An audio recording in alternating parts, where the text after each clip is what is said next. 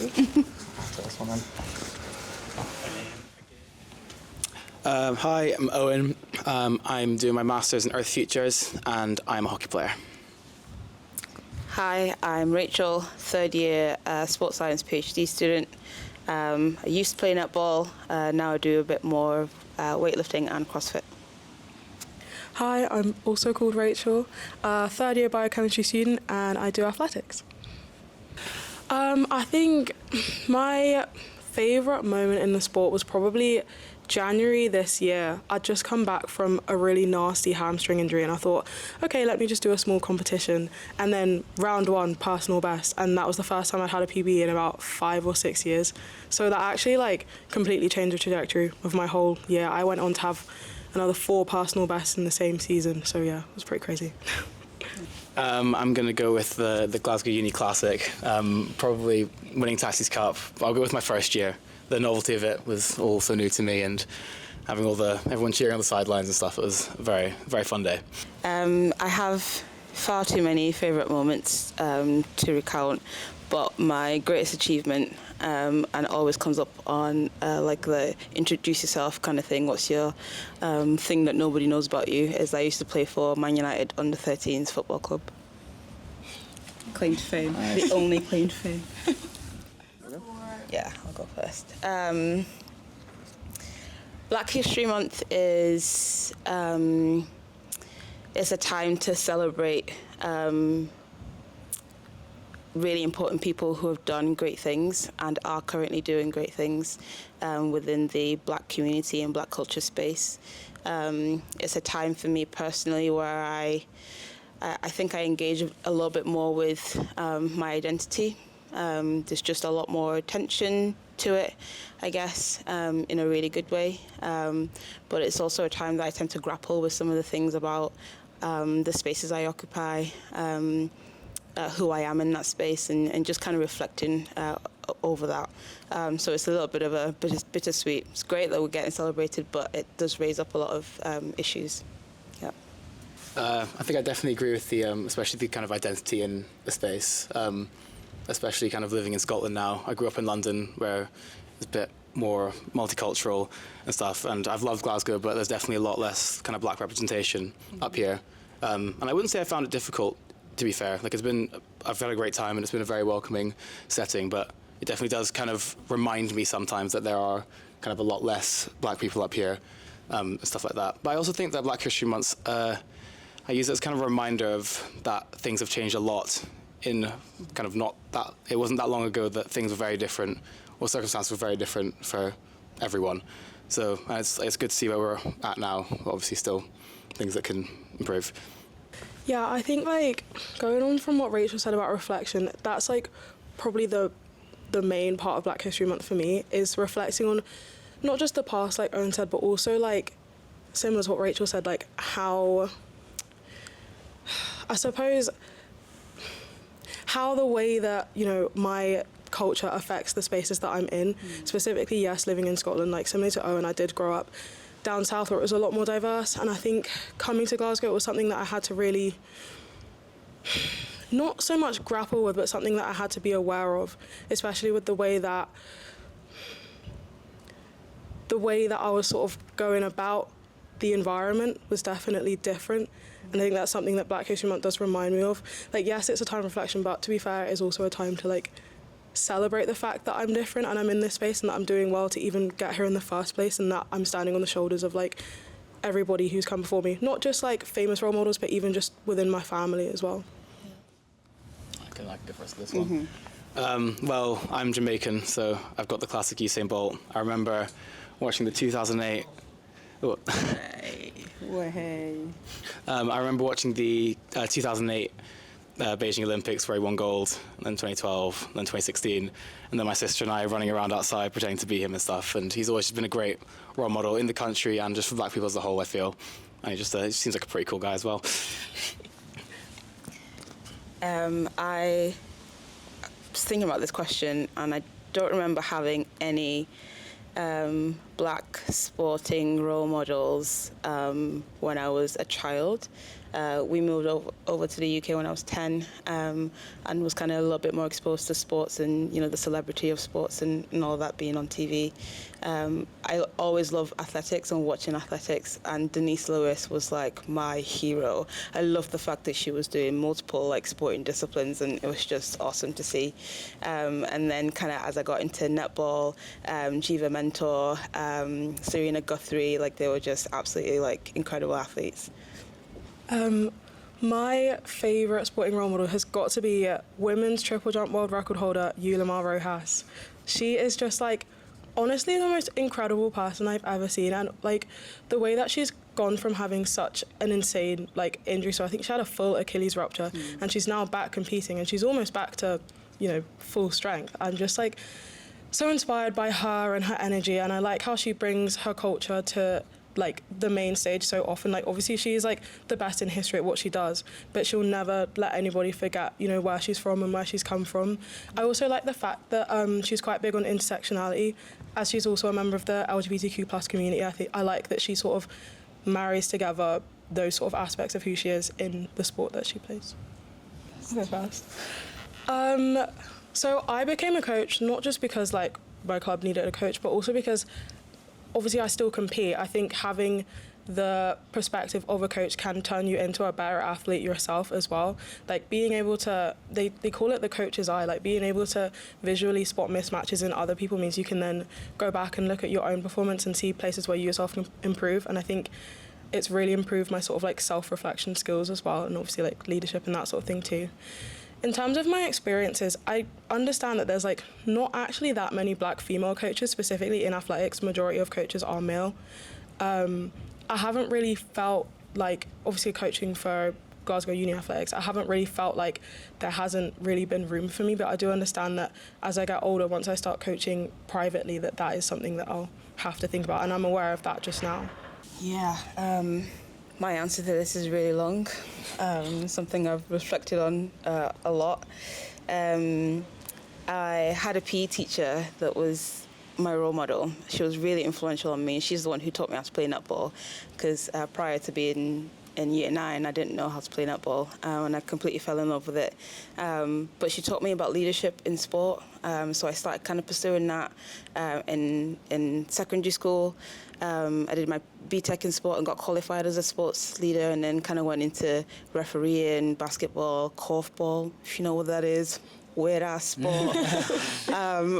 Yeah, and then I went on to play netball at uni in Aberdeen, and there was we don't have a coach. We didn't have a coach there, and so I pioneered the like a coaching coordinator role, and I kind of oversaw what we did at training and helped to support the captains and stuff like that.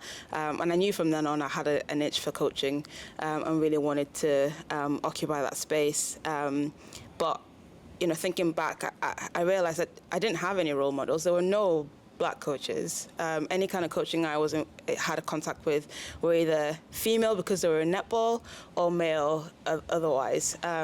And I think that definitely did affect me and my decision making up until where I am right now.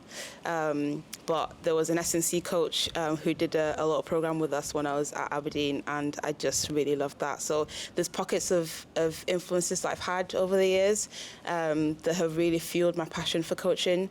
But it was always just something on the side. I would have never considered coaching full-time, coaching as a career, I couldn't even approach that subject with my parents, because you're going to do medicine, what are you talking about coaching? There's no money in that. And they couldn't see anyone who was doing coaching successfully, so it was just a non-issue.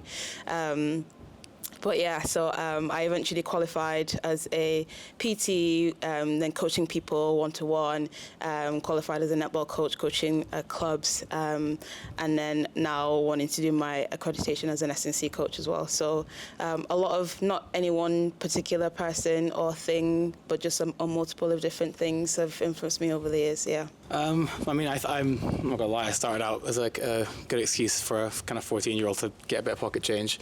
So I used to coach football and hockey back home, and then so I used to coach juniors and stuff, and then just really liked it. And then when I came to uni, the opportunity came up in my second year for me to coach the ladies threes in hockey. I was like, yeah, I'll do it. And I think, like Rachel said, it's improved my game so much. I think it's improved like my leadership skills, not just with respects to coaching, but with respects to my own team and in general. I also think it's kind of a great way for like kind of a more hockey club specific. It's a great way to know people, get to know people out with like socials and stuff, and kind of get to know them on a deeper level and actually make some friends and stuff, especially at uni. And yeah, like it's been one of the kind of highlights of my time at uni, and I've really enjoyed it.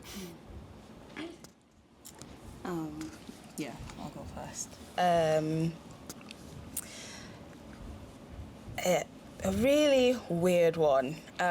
So as a netballer, kind of peaked in my netball career in Aberdeen at uni, and I was the only one of two or three maybe in the whole club, but definitely on every team that I played on, I was the only black person, which means that I'm very clear. It's clear to spot me on the court. So a lot of eyes were on me. Whether people knew that they were noticing that or not, it was still just a fact that I had people's attention. And then I was also kind of good. So like people, would notice me for that reason. The issues that came up was with the umpires.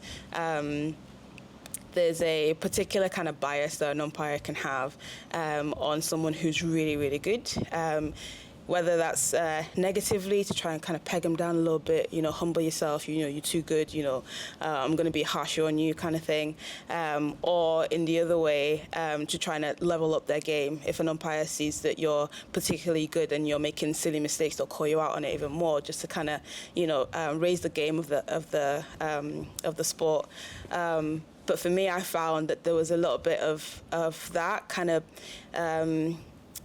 identifying my skill level, but then too much of an attention on me. But because, it's clear to notice me on court. So I found many times umpires would use the excuse of, I'm just trying to, make you better kind of thing, but they're clearly being particularly harsh on me.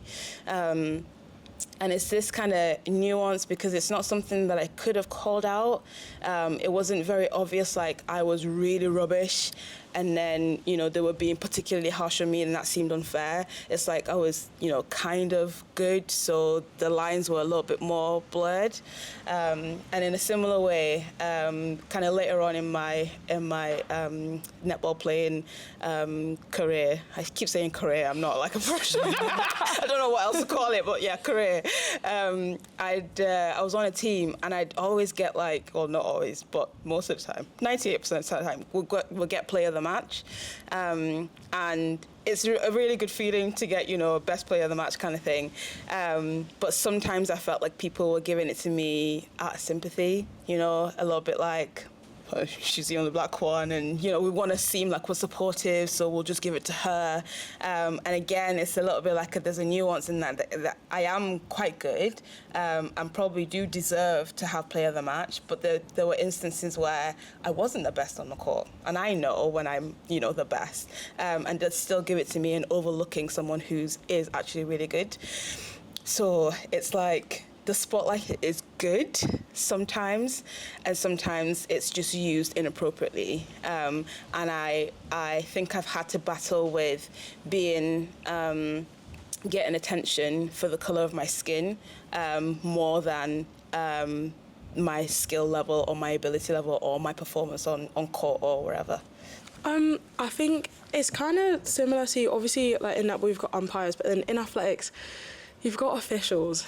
And I have been competing in athletics since I was 12 years old. And across any level of competition, from like district level, school level, all the way up to like national level, I have seen less than 5 black officials in all of those competitions. And so a lot of these officials are older and they are white and they are male. And so trying to, because decisions are not 100% all of the time, and if me as like a young black female I'm trying to dispute any of these decisions, I'm immediately categorised as being argumentative, I'm being unfair on the other people and all of these sorts of things, even if a decision is like flat out unfair. And I think the main issue has been trying to be taken seriously, because it's like, okay, I do have a lot of knowledge in the sport, and even now, like, I'm a level 2 coach, like I've got that qualification, like, you know, like I know these things, and so I guess like trying to be taken seriously and like seen for the knowledge that I have rather than just like who I am has been hard. I think like also with regards to coaches themselves, like there aren't that many black coaches at like the school level and at like sort of like primary school level as well. So trying to sort of form relationship with your coach has kind of been hard for me, like at least in the past anyway, where like I've had like white coaches that may not necessarily like want to really talk to me as much as they might want to talk to other people in the group. And I think that sort of definitely impacted me. I actually did self-coach for quite a long time, specifically because of that problem. But obviously now, like back home, I've got a new coach, and like he's actually like part of that community himself, so like it's actually been a lot better for me for that reason. Can you remind me what the question was? I feel like I've just got lost in the answers. Well, yeah, I mean, so obviously I'm in hockey, which kind of typically doesn't have a particularly high amount of black representation. I was quite lucky that when I first started playing, I had a black coach named Kwan. He's an incredibly good hockey player, now does like coaches GB stuff, so very influential. And I think for me, him being a part of my club to start with definitely made a difference, because automatically everyone was like, cool, Kwan is like, he won Player of the Year like multiple years in a row. Like he's a very good player. So I think it was I was lucky to have kind of him before me as to kind of not protect me, but like, you know, everyone knew who Kwan was. So like that. But I think one of the big ones I've kind of experienced is that a lot of the time people think that black athletes are just fast, strong, and just like more athletic, but then don't have skill almost. So it's like, oh cool, like he's black, he'll be fast enough or whatever, and then like leave the more skill stuff to other people, when obviously like that, you don't get to the top of your sports without being skillful as well as athletic, no matter what your skin color is or who you are. So I think that's definitely kind of a stigmatism that I've noticed, and I'm sure I know that other black athletes have kind of noticed too. That's a tough one. I don't know. I think definitely never let like kind of who you are impact what you want to do, and you know it can like sometimes it can be hard to kind of overcome some of the barriers, like you guys have said, with umpires or coaches and stuff like that. But kind of try your best not to let that get in the way of you playing the sport you want to do, or not even just in sport, or do the things you want to do and stuff like that. Like, it's obviously not always going to be easy, but that also doesn't mean that it's not, like, there are times that will be fine as well. So, like, kind of just fighting through that and kind of trying to set a good example and trying to find role models around you to uplift you, I'd say. I think I would say if you feel like there's not room for you somewhere, you need to just go in and just make room. Like, honestly, the amount of times where, like, I look back in, like, my own past within my own sport, but also just, like, across any sort of co-curricular sphere, or even, like, within uni, like, where I've thought, okay, there's not room for me here, I'm not going to, like, break into this space because there isn't already a space for me. But, like, being a black female, most of the time there isn't space for you. Like, even in a sport like athletics, that's, like, so, like, it's pretty dominated by the black community. Even, like, I sometimes find, like, there isn't room for me, even though, like, majority of the people that are leading in my sport are black themselves. So yeah, I'd say, like, if you want something to change, sometimes you have to just, like, jump in there and change it yourself. Yeah, just to kind of echo what Rachel said, because representation is really important. And I think it's often the barrier that stops people from just even engaging in a sport or trying something, because they don't see anyone who looks like them doing it. But in that same vein, like, yeah, do just go for it. Like, even if there is no space for you, you can become that representation. And I find myself occupying spaces where there's not anyone that looks like me. And I'm very privileged to be sometimes the first, to be the person that someone looks and says, oh, actually, well, she's doing CrossFit, I can do CrossFit too. You know, something like that. But in anything that you are doing, be excellent. Be excellent because no one can argue with excellence. People can be unfair, and if you're excellent, it'll be clear to see. People can be racist, but if you're excellent, it'll be clearer to see. And if you're excellent, then you're proud of what you're doing, regardless of what anyone is throwing at you. Thank you so much, guys. Yeah. Nice. Sweet. Ooh, fun. Did you really want to win out with a bang there? Yeah, that was like crazy mic drop. I planned it, guys. Oh my God. I prepped for this. Right, come on.